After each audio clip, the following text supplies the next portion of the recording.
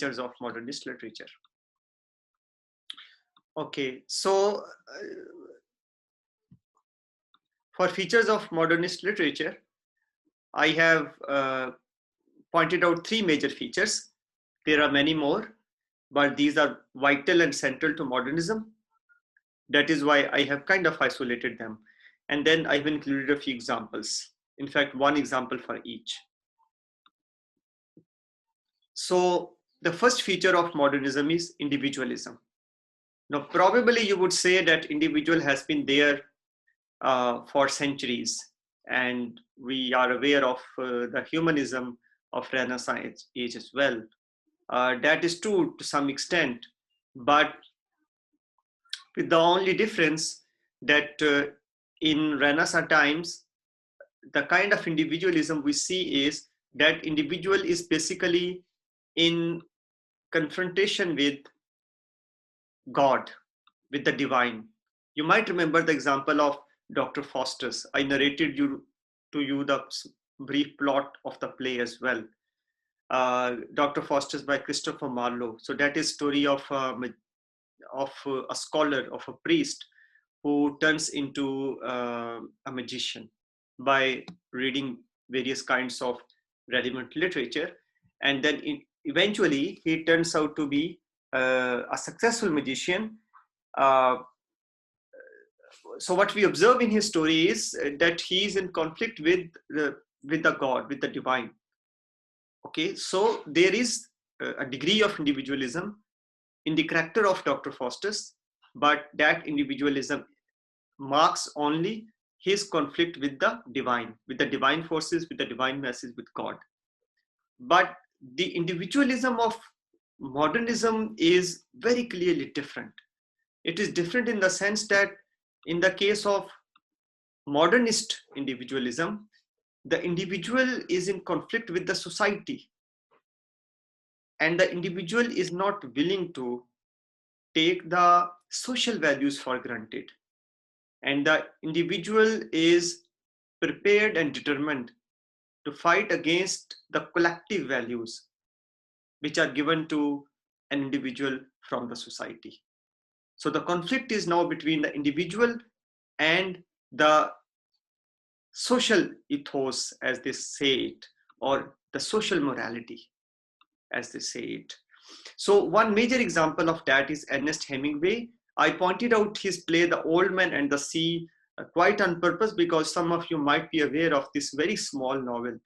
Even if it is a brief story, yet it totally captures the fight between individualism and society at large.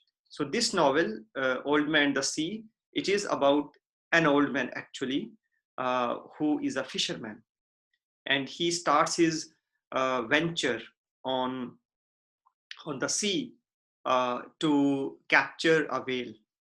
And in that process, in the whole story, he spends day in and day out on the sea in the extremely cold weather. And then, of course, fighting against the hunger, all alone. He has a friend with him, a kind of student, but then he dies on the way, and then the old man is left alone. And he is a symbol of loneliness, kind of. He stays all alone throughout the story, and then eventually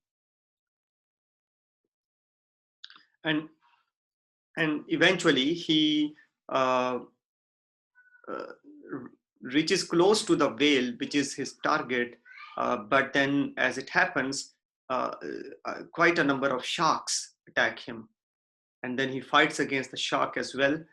So as he stabs the whale, which he wants to in fact get hold of, and as the blood comes out of the body of the whale, that of course becomes an incitement for the sharks as well. When they smell the blood, they rush towards that spot where the blood was coming from, and of course the old man was right over there.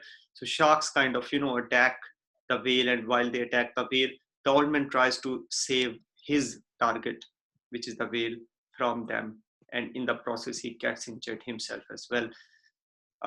So after a very, very extensive fight, he reaches back to the ocean, along with the veil, of course. Okay, but as the dawn appears and the morning rises, the sun rises, and in the morning light, everybody sees at the miracle that the old man had done, that he had caught a whale single-handedly. But what kind of makes everybody a little sad is that only the skeleton of that whale is left.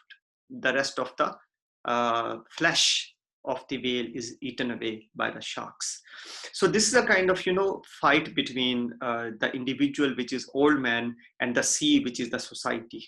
Okay, so we kind quite a number of narratives of this kind, not just the narratives, quite a number of poetic expressions of the kind as well, where individuals are in conflict with the social values. If you want to have a look at some of the plays, Henrik Ibsen is a very good example of individualism of the same kind. So let me write this name over here, Henrik Ibsen. What is exactly individualism is? Hold on, please. Let me just write this, Henrik Ibsen. Okay. So he wrote quite a number of plays, but the one I would like you to have a look at is A Doll's House. Okay. Very interesting play. I'm sure if you start reading, you won't put it down before you finish it, because you will be able to relate with many of the conflicts between individual and society that you are aware of living in Pakistani society. So individualism is the assertion of individual will. All right, the assertion of individual will. If you would like to define it, this is the way you can define it. It is assertion of individual will on the social values. All right. So this is one feature of modernist literature. And of course, this feature in modernist literature is reflected by the society itself.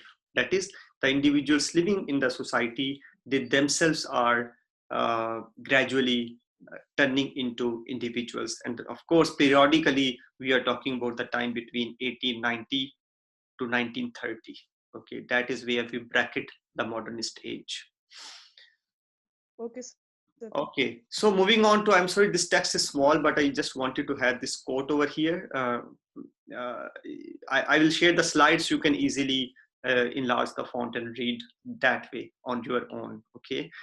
Anyways, experimentation in literature.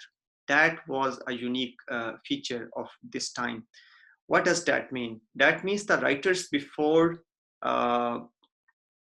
modernist age, they were writing excellent literature, but their focus was mainly on the expression. They wanted to express a view, okay, and in order to express the view, they were using the kind of expressions or a kind of expressive style which was popular in those times, the kind of English which everybody else spoke in English-speaking societies. All right. But Sir, expression in which way? let me elaborate it further. When I draw a contrast with modernist age, that will make it a little more clear. But the writers of modernist age, they thought of not only expressing their views, just like their predecessors, the writers before them, but also the modernist writers thought that they needed a new medium of expression, a new way of expression, or new craft of expression. So they started experimenting with the style. Some people call it stylistics. Okay, so they started experimenting with the style of expressing themselves. Okay, so for example, you don't have to write a poem which always rhymes. You can write a poem without rhyme as well, and you can say, well, you don't have to have music in your poetry. You can have noise in your poetry as well. Maybe noise is the modern music. Okay, so Sir, they we therefore, can say that, yeah, go ahead. yeah, we can explain this expression through our words or Yes, through our imagine. words, but also the Yeah, composition of sentences, composition of yeah. paragraphs, composition of stanzas. All right. So they started writing their views, well, their literary views, whatever they wanted to write, a novel or a short story or a play. They started experimenting with the way it is written. Okay. So that is called craftsmanship. So they started focusing on the craft of writing as well. So writing has two components to it: the message of writing and the craft of writing. Okay. So they started experimenting with the craftsmanship. So here is one major example by Virginia Woolf, her novel Mrs. Dalloway. So stream of consciousness, for example, was a new way of writing which emerged. I gave you another example previously, which was Ulysses by James Joyce. But this example is from Virginia Woolf. So let me just enlarge it a little bit. I know it's still, it won't be readable for you, but you can, I'm sure, read it later. If Sir, we can zoom in. you can, oh really? I didn't know that. Yes, If sir. you can do that, that is great. But I have done it from my end as much as I could. Okay. All right, excellent. So let me read this quote, and you can read on your screen while I read along. So this is an extract from Mrs. Dalloway, which is a novel by Virginia Woolf. Virginia Woolf is a major modernist writer. Basically, she is one of the founders of the modernist movement, and she was working in Bloomsbury in England. So these lines by her from this novel: Clarissa had a theory in those days. They had heaps of theories, always theories as young people have. It was to explain the feeling they had of dissatisfaction, not knowing people, not being known. For how could they know each other? You met every day, then not for 6 months or years. It was unsatisfactory, they agreed. How little one knew people. But she said, sitting on the bus going on Shaftesbury Avenue, she felt herself everywhere. Not here, not here, not here, here, here. And she tapped in the back of the seat. But everywhere. She waved her hand going up Shaftesbury Avenue. She was all that. So that to know her or anyone, one must seek out the people who completed them, even the places. Odd affinity she had with people she had never spoke to. Some women in the street, some men behind a counter, even trees or barns. It ended in a transcendental theory which, with her horror of death, allowed her to believe or say that she believed, for all her skepticism, that since our apparitions, the part of us which appears, are so momentary compared with the other, the unseen part of us, which spreads wide, the unseen might survive, be recovered somehow attached to this person or that, or even haunting certain places after death, perhaps, perhaps. So now, you have been reading quite a number of stories in the past, as I pointed out that uh, the, the short story you have been reading in your intermediate or before that in your metric, they are very perfect example of literary narratives. Okay, so if you think of making a comparison between what you just read and what you have been reading, say in Goodbye Mr. Chips, or novels of that kind, you might mark a very clear distinction between what I have just read out and what you read over there. Anybody would like to point out the distinction? Did you feel any difference between this style of writing and whatever stories you have read in the past?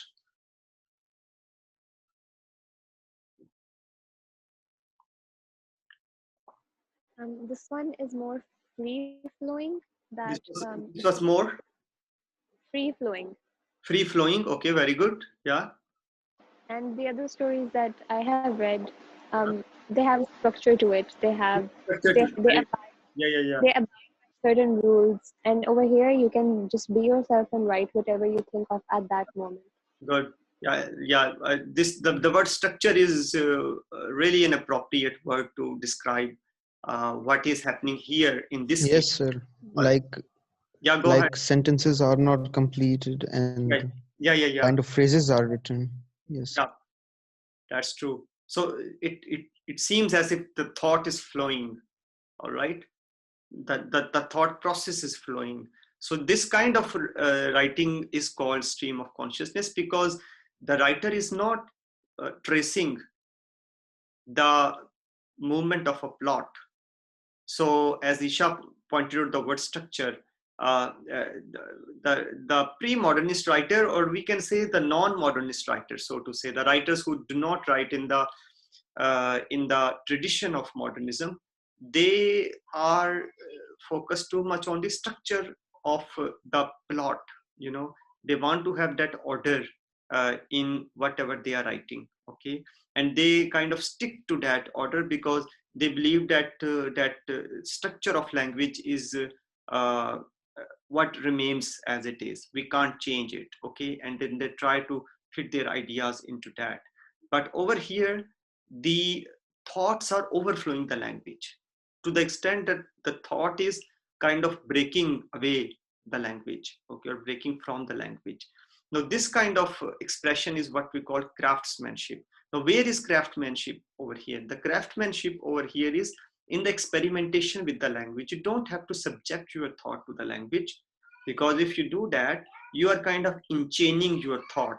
While the literature is about expression, it is about free expression. So yes, free floating thoughts that we observe in the case of this example that I just read out, that shows that the writer is willing to experiment with the language. So as we observe it further gradually, as the literary history passes on, we would see that the writers will experiment to that extent with the language that they will start expressing their skepticism with the language as a dependable uh, conveyor of meaning.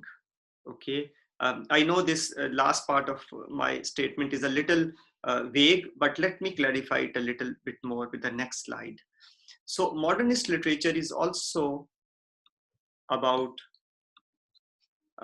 absurdity. Absurdism is a very important component of modernist literature. Now, what do we mean by absurdity? By absurdity, we mean the absence of meaning in any Sir, can statement. you give us the synonym of that word? That will be really hard for me to think of it right now. I never thought in that way. Um, but I can give you an example for that. You know, Okay, uh, sir.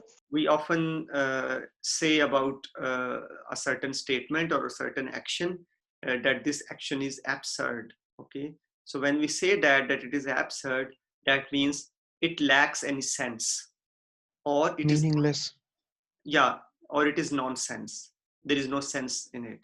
So probably if you ask for the synonym of absurdity, the closest one should be nonsensical, okay, or nonsense. Thank you, sir. Yeah. So which is lacking any sense or lacking any meaning, right? So theater of absurd was a kind of theater which emerged in modern times with this realization that the language that we all use, it is not a dependable vehicle for conveying the meaning. In other words, when we realize that language is not a dependable means of communication, you might agree to this notion that if we stop depending upon language as a dependable, reliable conveyor of meaning, then we will end up uh, noticing absence of sense in all of our statements and in all of our actions. Okay, Yes, sir. uh, That's your and point. that is what we mean by nihilism. Okay, so here is the order of this development. This order of development goes back to existentialism. Okay, I'm sorry for using this very heavy word for you, but existentialism is in fact a philosophy. Okay, it basically is rooted in Germany. That is where it emerges from.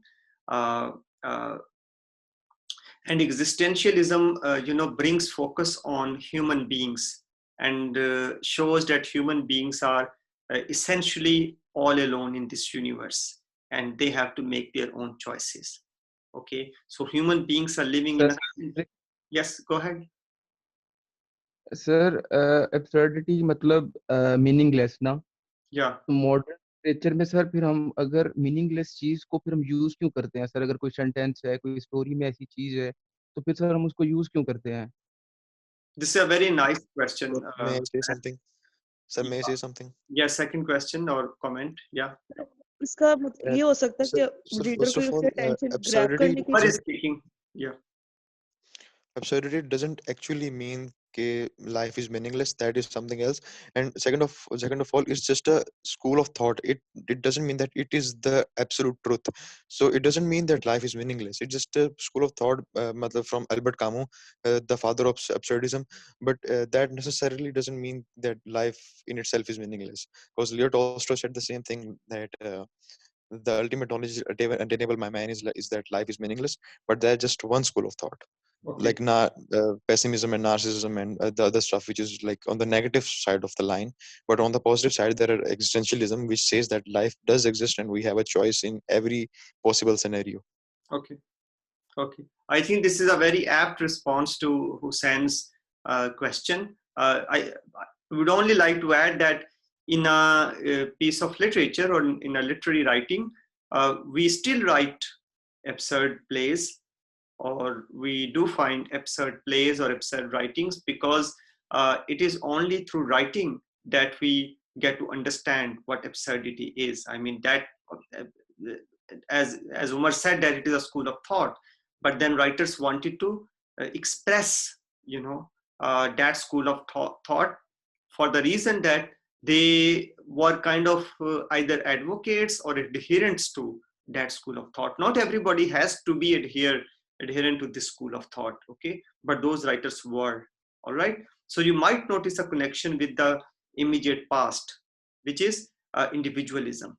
So that kind of absurdity was a kind of natural consequence of or logical consequence of individualism. So when you are as an individual in conflict with the society, then of course you kind of enter into a sense of loneliness, and then that loneliness could push you to existentialist thinking, and from that, one possibility is to find absurdity in the life or in the world around you. But then again, it is one school of thought, as Umar has rightly pointed out. All right. जी sir. So if you are not adherent of that school, you don't have to. Okay, but then there are people who are. All right. And so existentialism, and as I said, that it could be said to be a fountainhead of absurdity and the connected nihilism. Again, nihilism is lack of meaning in the world. So that does not, by lack of meaning in language or the lack of meaning in the world, by that we do not mean that there is no meaning in the life for all of us. On the other hand, there was no meaning in the language or in the world for the writers who wrote about it. Okay, so there is a philosophical tradition behind that. We can agree or disagree only within that tradition. Okay, so we need to understand those historical arguments before we can, initiate any debate about its validity or its not validity. So we cannot have what I should say layman's argument about the validity of existentialism or absurdity or nihilism. Rather, we need to stay within that philosophical context. So we need to be aware of there are some philosophers including Kierkegaard, who have that German background. Camus was one of the developments of that thought, which we should be aware of before we can start any debate about that. Now here is a very interesting. Sir, do writers use absurdity in their writing? Yes. So how do they do that? they write those kind of plays, short stories, novels, where they will produce characters who experience absurdity in their own life through the language. All right. So my answer to your question is yes, the writers do, create an image of absurdity. So here is a very interesting example of that. In fact, if you look at this slide, now this is a scene from Waiting for Godot. Okay. And by the way, you can watch this play online as well on your own on YouTube. Some versions are available without any cost. So this is a scene from Waiting for Godot. So let me tell you, the whole play Waiting for Godot has only one setting that you can see right now. The whole play, the whole play has just one setting, and the setting is right on the screen. All right. Now, notice a few things. Yes, For sir. example, the tree does not have leaves on it. The sky doesn't have stars on it. So it is what we call bare minimum setting.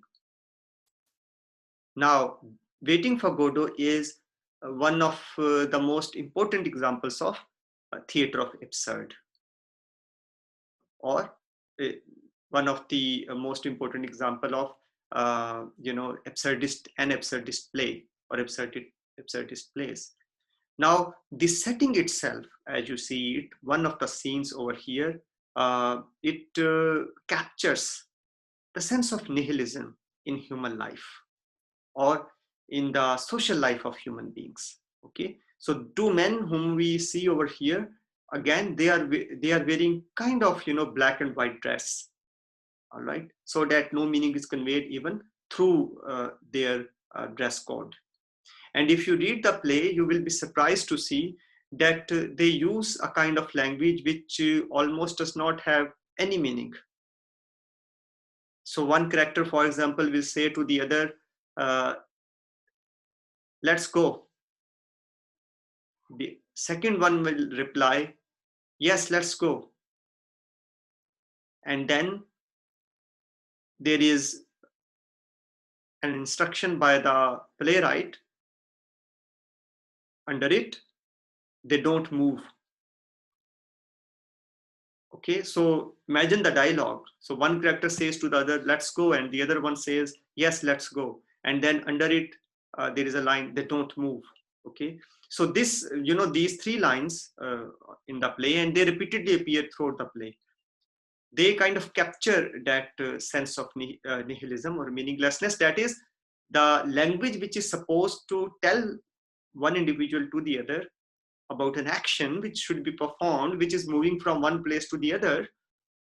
Even if both of them agree on that, still they don't move. Now, if you elaborate that language symbolically, you might notice that a lot of about is in fact happening in the culture we are living in. All right. So, for example, President Barack Obama got a Peace Nobel Prize. Do you notice that contradiction? The person who was responsible for, the biggest drone strike campaign in the world, he got a Nobel Prize for that. So the language does not capture the action. Okay. So Nobel Peace Prize does not capture what he's actually doing. All right. So here is one example of the absurdity in the real life as well. It's not that it's not in the real life. Okay. But of course, you need to look at things from that lens. All right. But this play kind of prepares us to look at the world and to look at the language around us from that particular perspective. And that is what we call absurdism. So there was a whole school of thought who wrote absurdist plays. There are about 5 to 6 playwrights who were really famous for this. You can find more of them online or later on in your, later classes.